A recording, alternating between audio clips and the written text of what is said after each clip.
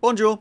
Wow, I'm doing a lot of French tanks recently. This is the Durendal. I have no idea how you pronounce it, but we'll go with that. This is going to be a new assembly shop tank, which is coming up on the 6th of August, 2026. This is the availability and also the start dates for each server. I'll leave them up on the screen for a little bit for you to look at. Now, this will be available for the exact same amount of resources as the Ashigaru was earlier on in the year. So we could actually use the resources monitor from this to then work out exactly how much you need. Now, by the time that this video comes out, there will be already an article for the Durendal, so you could go into there and do all this as well. Now, obviously, the easiest way of obtaining this, or the cheapest way of obtaining this, is going to be through the resource fragments here. You max out that, you max out the national blueprints, and then you max out the free XP.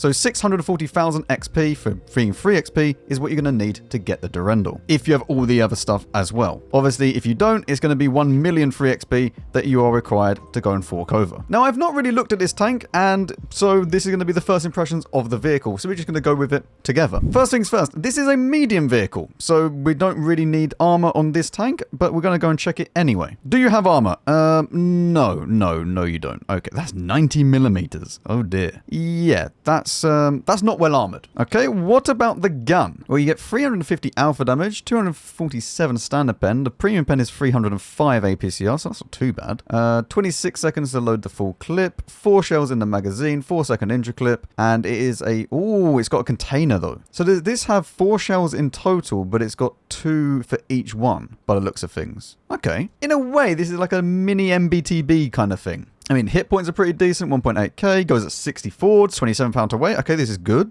14% concealment while stationary is not bad at all as well, considering we don't have anything on the tank. And we get 390 meters view range base. Right. Okie dokie. First of all, let's go and sort out the crew. It has a 4-man crew, which means that every single one besides the radio operator is a actual slot. I can't remember though. Does the 30B... So 30B will fit in here pretty well. The CDC crew will fit in here pretty well.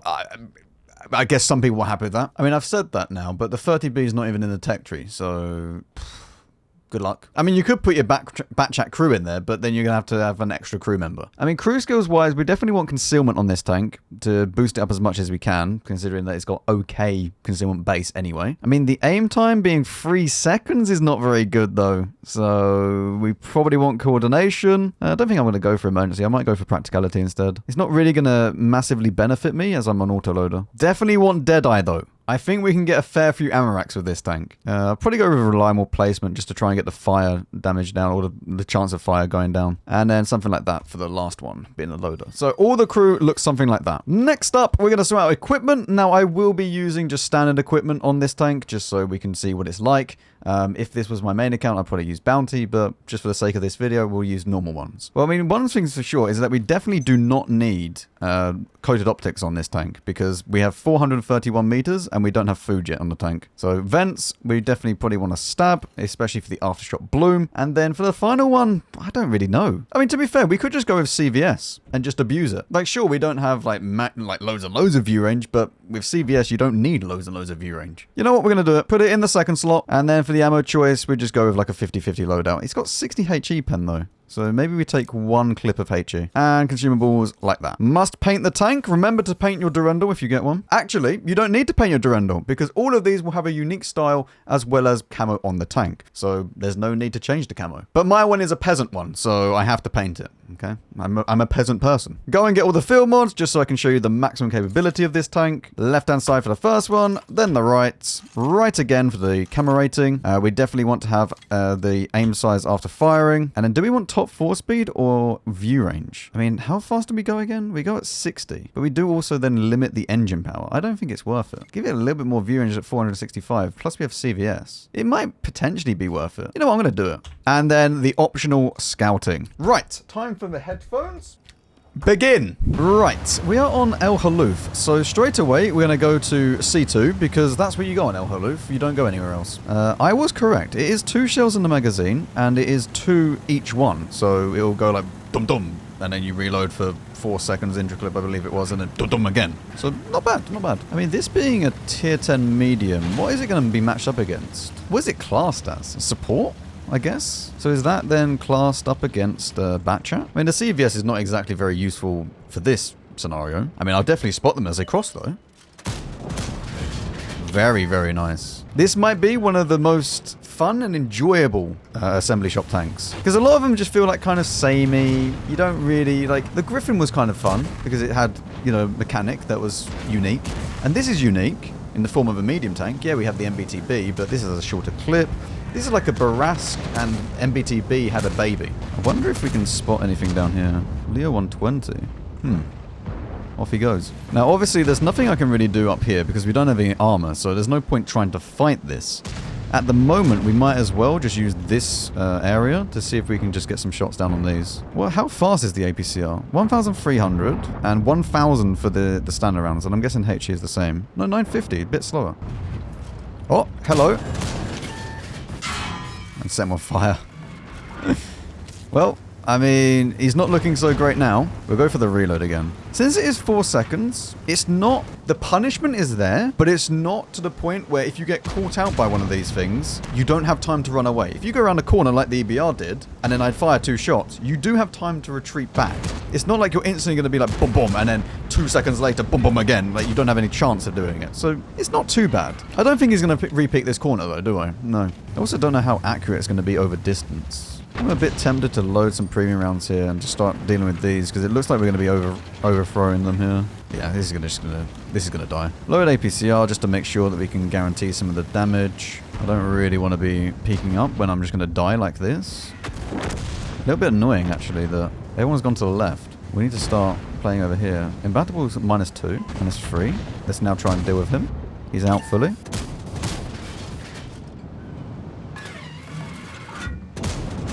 There we go.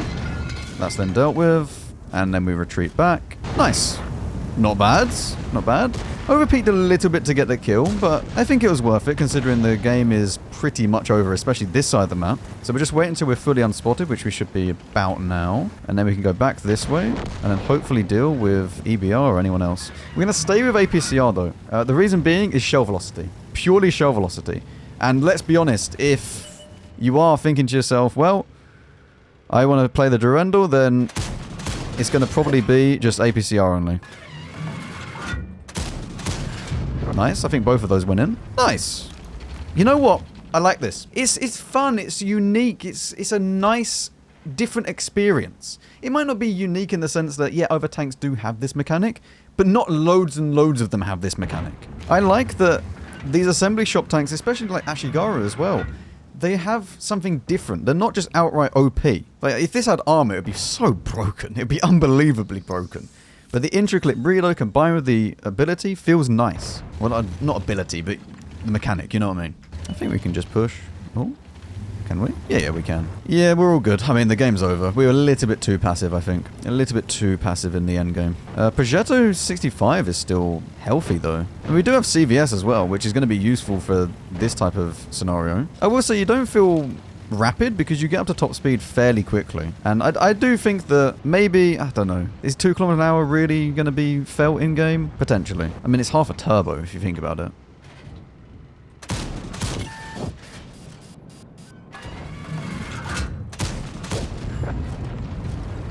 Yeah, this is good. This is really, really nice. I think a lot of people will struggle with this tank though. Especially with the 4-second intraclip. A lot of people are going to sit out in the open for too long and then get punished for that. Because in 4 seconds, you can easily die in this game. And it's also not got any armor, so it's not going to be super, super easy to play with. Just going to go and get one shot by this FV. Oh, well, okay. Can you imagine if I do, like, boom, boom on these two, but the TO3 is there, so I can't really do that. So I definitely don't think that it's for, or the average player is going to do exceedingly well with it. Also, we're running out of ammo. I mean, we have done 5,000 damage, so it's probably fine. And if you went full APCR or, you know, didn't go 50-50, you'd probably be fine. You just need to remember that it's actually 4 shells in the clip and not 2. If I sit here, I should be able to spot anyone that's up there. Right, the T103, or T803, sorry, is over there. So I'm just going to go around this corner and kill this. Oh, okay, never mind. And we just continue. I mean, if the T803 overpeaks, he should get shot for it. Should we see if we can do like a double, like 1 on each artillery? That'd be really, really good. But I don't know if it's possible. It depends on where they are. There's one here. And one here. Hang on. It might be possible. Oh, it's not going to be possible. They're running away. Unfortunate. Unfortunate. I mean, I'm reloading. What the f... Okay. Yes, just shoot the floor. That's fine.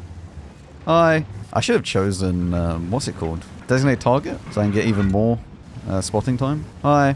Look at him, he's so confused. Not a bad first game. Not a bad first game. 6.3. So we did get a bit of blind on the Manticore. Apply. I mean, from first impressions, this is actually really, really nice. We'll have to see, though, in the next game if it still holds up. 20-19 hit rate. That's very good. I'll tell you what I am going to do. I'm going to go into field mods and just remove this last one. And just see if it makes any difference. I mean, we still have 451 meters view range, so it should be fine. I just realized we have 36% camo while stationary and 29 on the move, which is very nice. Okay, so we are going to go to the right-hand side, and as we have CVS, it's even better for us. Borken is there. We are in a tier 11 game again. Bit annoying. Okay, we only get one into him, which is not a great clip, but we didn't take any damage in return, so could have been worse. It's very annoying that the Borken is just here, though. I'm not sure if anyone's crossed. Okay. I mean, he really wants the new tank. It is new tank syndrome. You won't really have this, because obviously I'm playing on this before it's released. So if someone sees this, the same as if you see a super test tank. They're just going to focus it. I'm sure there's going to be enough Durendals in the matchmaking that you're not going to have new tank syndrome. I need to be careful. Once the Borken dies, we're in a much better position. But he does need to die pretty soon. There's a 50B, like the AMX 13105 is also here. He's peeking up again. SDK2 is pushing. That's not really what I want to see pushing me. I feel a bit useless at the moment. Oh, here he comes. Should we see if we can set him on fire? Hang on. No fire, and he is now a one-shot, so please someone finish him off. Grilla? Thank you. At least that's dealt with. We did take a lot of damage for that, though. Now, our Borken is going in against their Borken. I'm not sure if he's actually going to win that, because now they're both one-shot. That should die. Good. Now, maybe I can push this side. It's a bit risky, but we're going to have to try something. There's the 50B. Good. CVS doing well there. An area. Oh, for God's sake. Ah, the Borken died. We are in a lot of trouble against the Ares, though. Like, if he just zooms around, I don't think I survive that. I'm going to load it into premium rounds, just to make sure we can pen.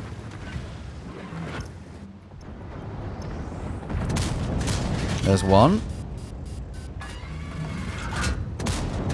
Good. So there's two.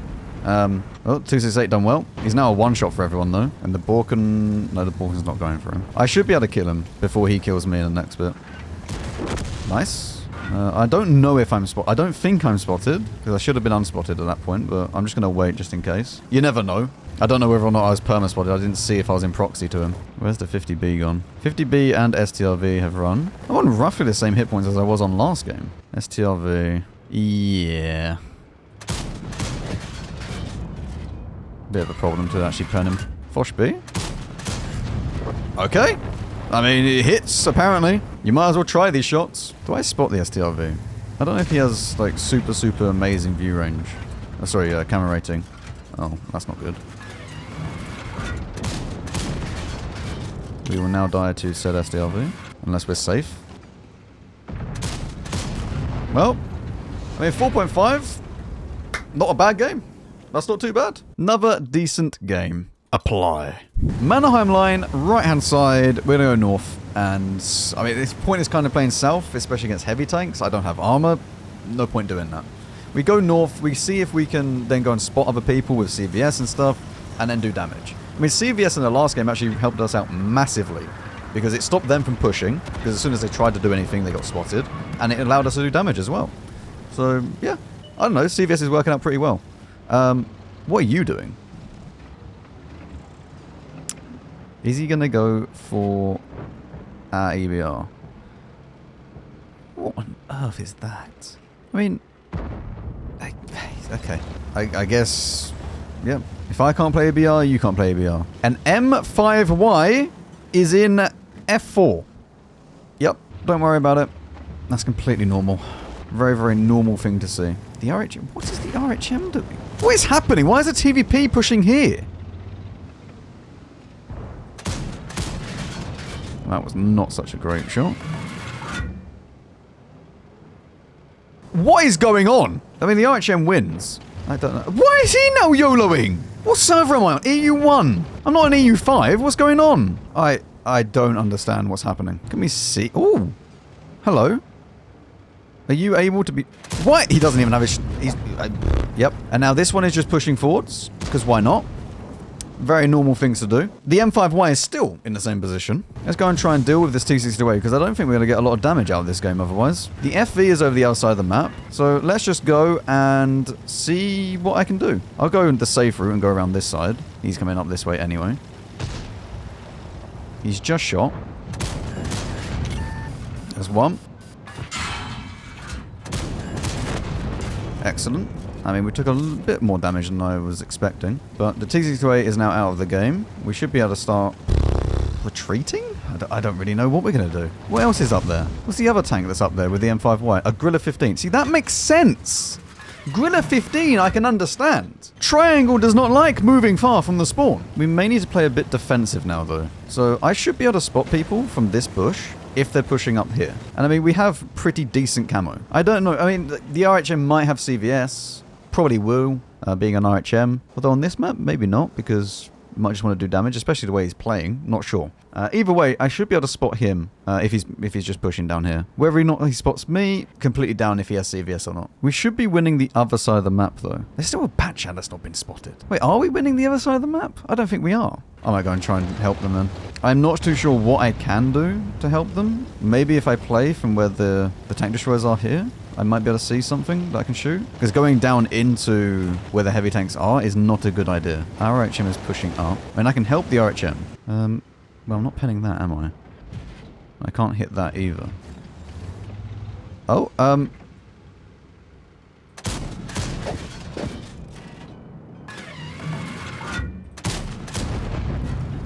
what on earth is happening in this game? Can I hit the 705A? No, he's too far down. Right, I am going down now to deal with the heavy tanks. I have 700, nearly 800 hit points. We should be okay. Famous last words. The Batchat killed the RHM. The Batchat is in G1. Because why wouldn't he be? Can I hit the Gorilla from here? Oh. What am I spotted by? RHM from somewhere. I'm not sure whereabouts he is though. He could potentially be up the top.